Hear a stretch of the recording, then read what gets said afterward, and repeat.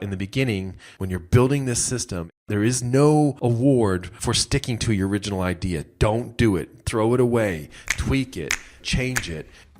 Two traders, Darren and Walter, pull back the curtain on profitable trading systems, consistent money management, and profitable psychological triggers.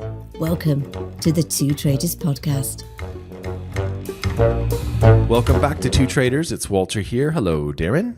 Good evening, Walter. So, I've come across this idea, and I've been thinking about it only just in the last couple of hours, actually, but I really like it, and I think it's applicable to trading, so I wanted to share it with you and get your thoughts.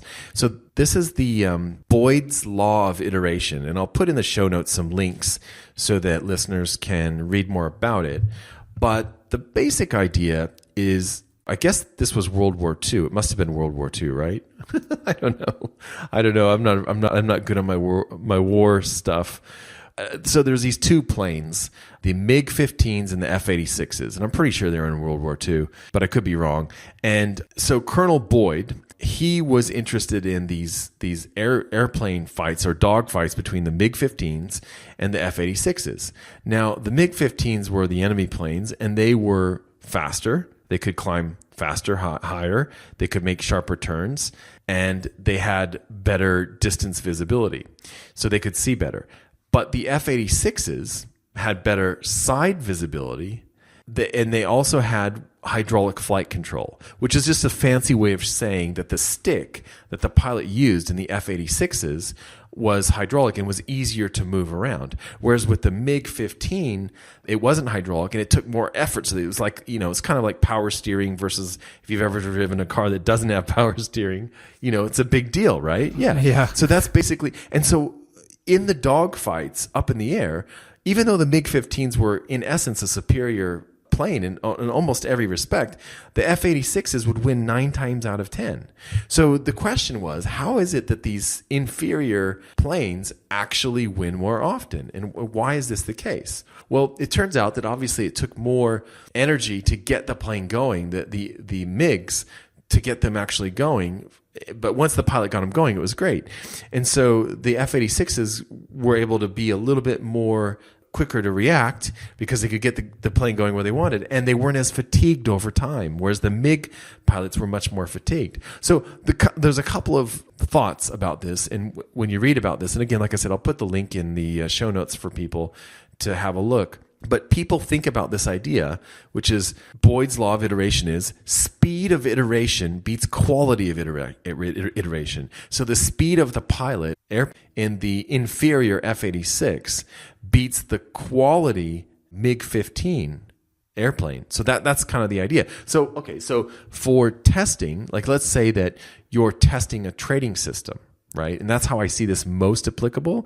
So if you're testing a trading system, you should test in units that are small and fast, okay? So maybe you're going to test in units of 100 trades on every currency pair and see how things look. So I wouldn't recommend that anybody just test a system on the euro and then if it doesn't work, throw it away. If you're going to trade on, in 25 different pairs, test it on the 25 different pairs, but just take 100 trades, boom, and then file it away and then go on to the next pair. And so what you're trying to do here is build up some experience with the system and see how things are going.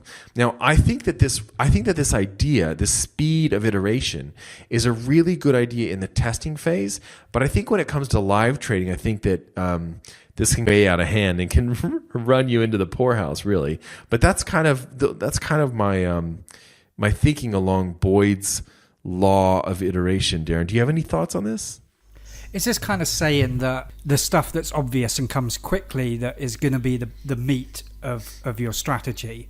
And if you've got to do 20 years of testing to really find out the good elements, then they're probably not that good anyway. Is that kind of what we're saying? Yeah, and occasionally I'll hear from a student, a trader who's going through their testing and they're saying, I'm just not comfortable with my win rate on the big shadows or whatever. And I say, look, you're missing the point here. You're missing the point.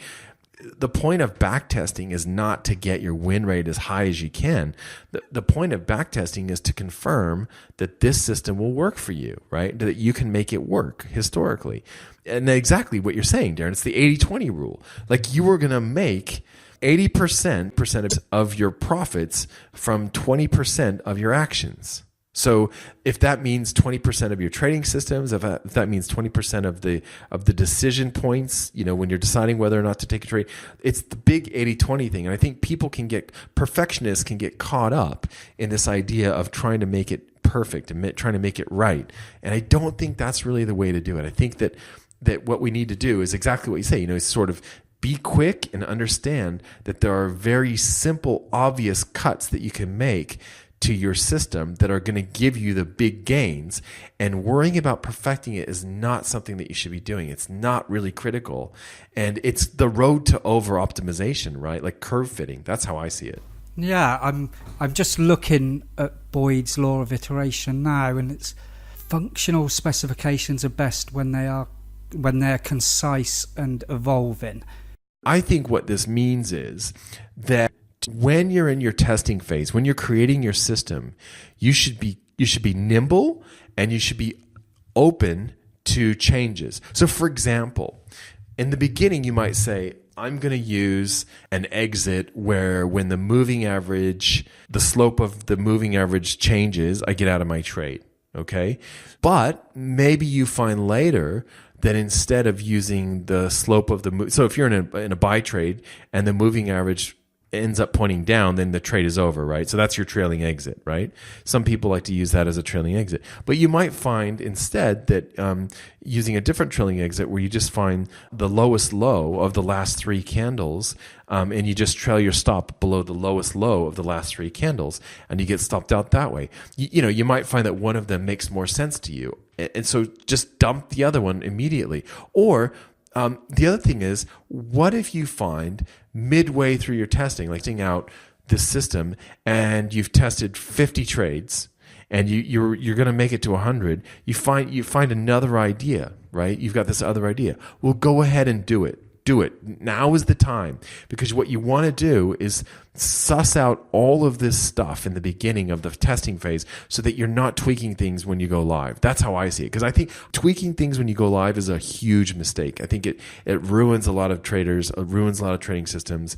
It's you get to the point where you do all this testing and then you go live and you end up trading something totally different that you've never tested. So I think that's the thing that I'm kind of hanging my hat on here, is that, it's okay to fail early and often when you're testing. It's not okay to do that later. Later, losing trades is fine, but that's not failing. Failing is coming up with a trading system that stinks. You do all that in your back testing phase, in your research phase. And that's how I see Boyd's law of iteration kind of applying here, is that, being really fast and nimble. Yeah, and so kind of when you're building a system, if you get kind of little flashes of inspiration in the process, you shouldn't be really kind of stuck to your rules, and you should that looks interesting, and you should kind of run with that for a bit, and that's how you're going to find the good stuff. Is that kind of what it's saying? Yeah, or at least branch off. So you go, okay, well, I like this moving average exit where when the moving average, slope turns the other way, I get out of the trade. But I also like this idea of using the last three candles so I could test them against each other, right? So I run sort of like a horse race and see which one wins.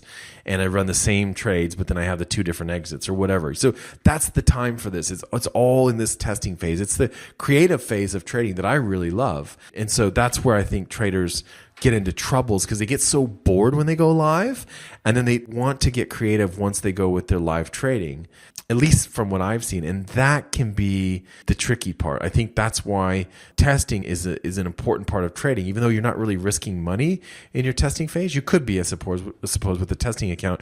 But I do most of the beginning stuff in Forex Tester. So that's kind of where you need to be nimble. That's where you need to fail.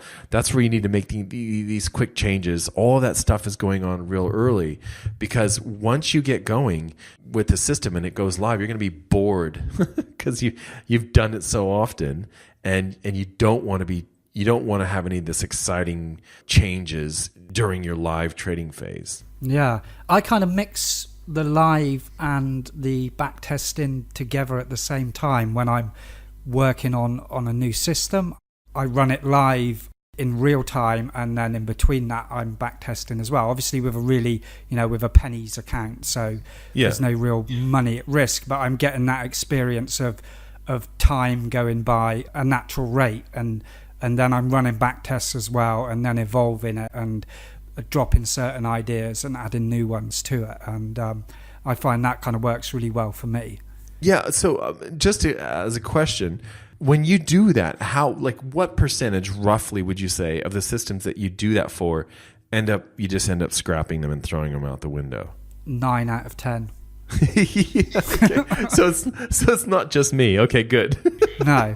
And usually the end system that really starts to click and gets some sort of, some real purchase is way off where I started. It's like a completely different system. I did one recently where I was looking at price returning to specific levels, and then I worked on a specific entry system at those levels, and then that entry system kind of became like a bracket entry, and then eventually the whole levels element was dropped completely, and I just ended up with just a bracket entry. And yeah, I mean that's kind of go through like week after week of like ditching a complete idea and just being left with like the one element that was looking good, and until you end up with something like a complete system. Yeah, that's funny that you say that, because I was part of this group. They were testing this indicator based EA, right? And I saw these emails flying around and stuff, and I wasn't actually doing it, but I saw what was going on, and they were saying based on this indicator, because it was like giving them great signals, right? And then in the end they said, well, we're going to change it so it's like a hedged thing, so that you hedge it or whatever, and then we're going to test that and see how that goes. Then they came back and they said, okay, the good news is there's good news and bad news. The bad news is the indicator gave us no edge. And that's the bad news, right? The indicator was just it's no good. But the good news is this hedge strategy actually works quite well. So, and they like renamed the EA and everything. Before it was called something totally different, and now it's like the hedged whatever. You know? So it's just really funny how that. But it's exactly what you say, and it's so true. You start with an idea, and then the end result is completely. It's not even like a cousin. It's not even related at all. Yeah, I saw a similar thing with regards engineering, where they discovered that when you're trying to come up with a new solution to a problem, rather than saying, right, well, the example they gave, they were trying to make some sort of nozzle that sprayed a chemical that then turned into a powder. And their initial approach was to say, right, well, this is the right sort of shape for a nozzle to do this, and this is like the perfect opening, and this is the perfect temperature to do it at. And they did all of that, and it was crap. It didn't work at all. And then the other approach was just to say, right, well, just make it any shape, okay, and then squirt it through that, see what it does. Okay, that was kind of good, but needs to be finer, so we'll make it a little bit smaller. And so they just went through like a series of trial and errors, and at each stage they chucked away the bit that wasn't working. And very quickly they found the perfect solution. I think that's kind of the same thing, isn't it? It's exactly the same thing, yeah. And I think this is the approach that you should take to your backtesting. So don't feel like you're tied to your original idea. Like as Darren and I have just talked about, as these engineers have discovered, it's not about some sort of. You're not going to win an award for sticking out your original idea and testing it through all the currency pairs and doing that whole thing. There's no stamina award for the trader that backtests a system that's crap into the ground. That doesn't count, right? The point of back B testing and the point of the creative phase of trading is to figure things out, tweak them quickly, and be really active in terms of what you cut, that sort of thing. Like there's the old adage for writers is that most of writing is editing. Like most of what you do as a writer is you edit, because you get all this stuff down, you write all this stuff, and then you end up just cutting stuff out. Like you write, 80%, and then you cut out. You write 100% of the blurb, and then you end up rearranging and cutting out 80% of it, because that's what writing is all about. And it's so true with trading too. This idea that in the beginning, when you're building this system, there is no award for sticking to your original idea. Don't do it. Throw it away. Tweak it. Change it. For example, I like to trade kangaroo tails, right? And I say that the kangaroo tail is when the open and the close of the candle for a bullish kangaroo tail is in the top third of the candle. Well, that doesn't really matter. It could be the top 25%, 20%, or whatever. Change the parameters, change the things that you originally start with, and see if that makes sense. And it's okay if it looks like they should be something better, then roll with it, and throw away the old stuff. That's the main point, I guess, that kind of hit me when I read about this Boyd's law of iteration. Yeah, I mean, I experienced it myself this year. I changed the way I decide my position size and manage my money, and it's made a big difference to my trading. I can't put my finger on exactly what's different, but it seems to be working better. And it was an idea that I'd fought against for a long time because I had it in my head that my way of doing it was the best way to do it. And in the end, I just kind of took the idea on board, and it just started working for me. Right. Yeah. That's pretty cool. So is there anything that you think that like this would not apply to, these quick iterations? Like I think it applies to a trading system that you've gone live with, that you believe in and that you've tested. I think then that's where we throw this law of iteration in the toilet. Like that doesn't work then. Do you agree that it's a pretty good principle? I think so, yeah. And I think generally you should always be working on new systems, even if you have a system that's working, because that might be suited to a particular market condition, or you might just be passing up the opportunity to find something that works better. I wouldn't say that I'm continually looking for new trading systems, not half as much as I was, but I'm always questioning what my beliefs and particular system, and just always keeping an eye on okay, well, this is how I'm managing my trades, but what's happening in the background if I'd been managing them a different way. I'm always keeping my eye on that. Yeah, I think that's a good way to go. I like thinking about the traders on the other side of the trade. Like when I take a trade, it's kind of the same idea. You don't want to get stuck in that cycle of just paying attention to stuff that, keep patting yourself on the back and say how good you are. You don't really want to get into that thing where you just are only looking at stuff that supports your point of view. I think you need to look at the other stuff. Yeah, and you need to be careful not to be confusing using a new innovative idea and just changing your system because you had a bad week, which is the trap you could fall into. And you have a particularly bad week, and you suddenly decide that, oh well, it's to do with this, and you change your system based on a loss, basically. Yeah, absolutely. That's the one that sends everyone in. Yeah, that is the hamster wheel that you just never get off. Once you start doing that, it's over. Yeah, that's right. Yeah. All right. Well, hey, Darren, thanks so much for your time. I really appreciate it. And we'll see you in the next episode. Cool, Walter. I will see you next week. Bye.